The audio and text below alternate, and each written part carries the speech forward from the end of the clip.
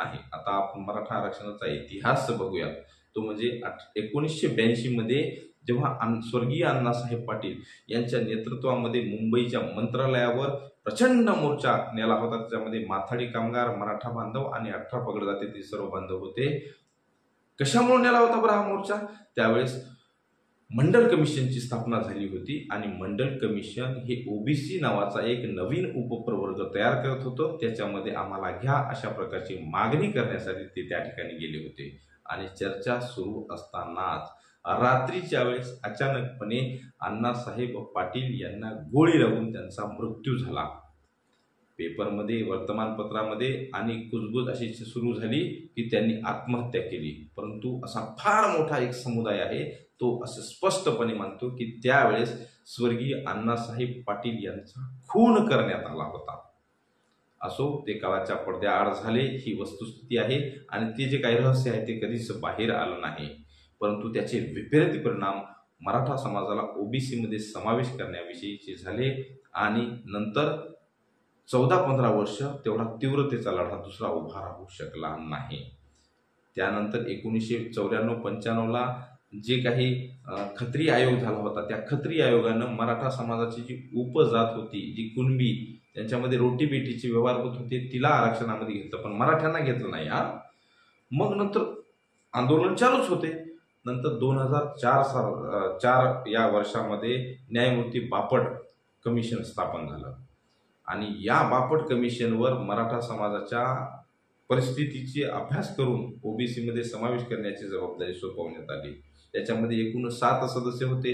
सुरुवातीच्या काळामध्ये 7 पैकी 5 सदस्यांनी मराठा समाजाच्या ओबीसी मध्ये समावेशासाठी पूर्णतः सहमती दर्शवली आणि तसं मत सुद्धा झालं.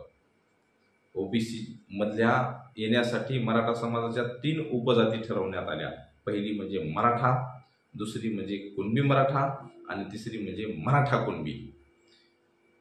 परंतु ऐन वेळेला त्याच्यामधला एक सदस्य काही कारणामुळे मृत्यू पावला शेवटच्या 4 महिन्यामध्ये. मग ती जागा रिक्त झाली. मग काय झालं की त्या ठिकाणी रावसाहेब कसबे नावाचा एक व्यक्ती नेमण्यात आला आणि त्यानं मराठा समाजाच्या विरोधात मतदान केलं.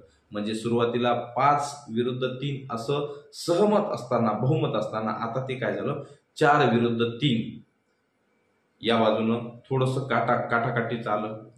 अजूनही यापुढं इतिहास आहे. शेवटच्या मिटिंगला त्या ठिकाणी एक आमची भगिनी होती, आयोगाची सदस्य होती ती, आणि तिला हार्ट अटॅक आल्यामुळं ती शेवटच्या मिटिंगला गैरहजर राहिली किंवा ती उपस्थित राहू शकली नाही. परंतु तिचं मत ग्राह्य धरायला पाहिजे होतं. तिचं मत ऐन वेळेला त्या अध्यक्षांनी म्हणजे बापट यांनी ते बाद ठरवलं. मग काय झालं, 3 विरुद्ध 3 समसमान मत आलं. आणि मग असं जेव्हा समसमान मत लोकशाहीमध्ये किंवा एखाद्या आयोगामध्ये येतं त्यावेळेस त्याचा जो प्रमुख असतो त्या प्रमुखाला विशेष अधिकार वापरण्याची संधी मिळते आणि या बापटने विशेष अधिकार वापरून ते मराठ्यांच्या विरोधात वापरलं. फक्त 2च जाती घेतल्या, एक कुणबी मराठा व मराठा कुणबी. पण जी बहुसंख्य 32% मराठा समाज होता तो मात्र या आरक्षणाच्या हक्काच्या आरक्षणाच्या बाहेरच ठेवला. अशा प्रकारे जबरदस्त खोटा त्या ठिकाणी मराठा आरक्षणाच्या ओबीसीकरणाला झालेला आहे. आणि मग त्या रावसाहेब कसबेने ही जी घटना जी आहे जेव्हा भाषणामध्ये सांगितली, तो जो घाव आहे मनोजदादा जरांगे पाटील यांच्या जिव्हारी लागला आणि त्यांनी त्या खुट्टा चौकामध्ये शपथ घेतली होती, अरे कसबे, तुझा जर खुट्टा नाही उठून दाखवला तर मराठ्याची अवलाद सांगणार नाही, अशी भीष्म प्रतिज्ञा आपले मनोजदादा जरांगे पाटील यांनी त्यावेळेस घेतली होती. आणि तेव्हापासूनचा संघर्ष सुरू झाला. परंतु मराठा आरक्षणाचा इतिहास संपला नाही. 2009ला जेव्हा अशोकराव चव्हाण मुख्यमंत्री झाले होते आणि प्रचंड आंदोलन होत होते, आंदोलन हे सतत चालूच होते मराठा समाजाचे की आम्हाला ओबीसी मध्ये घ्या, आम्हाला आरक्षण द्या म्हणून. पण त्यांनी ते केलं नाही. नुसती पेपरला जाहिरात केली की मराठा आरक्षणाला तत्वतः मान्यता. आता आम्ही त्यावेळेस नवतरुण होतो आणि आम्हाला वाटलं आपल्याला आरक्षण मिळालं, मुख्यमंत्र्यांना सांगितलं, पण यांनी इथं सुद्धा घोर फसवणूक केली आणि 2014 पर्यंत कुठलाही निर्णय घेतला नाही. 2014ला राणे समिती स्थापन केली आणि 3-4 महिन्यामध्ये सर्वेक्षण करून त्यांनी मराठा समाजाला ओबीसी मध्ये न घालता उपप्रवर्ग तयार केला आणि ESBC म्हणून त्यांना आरक्षण दिलं. कधी दिलं होतं? जून 2014ला.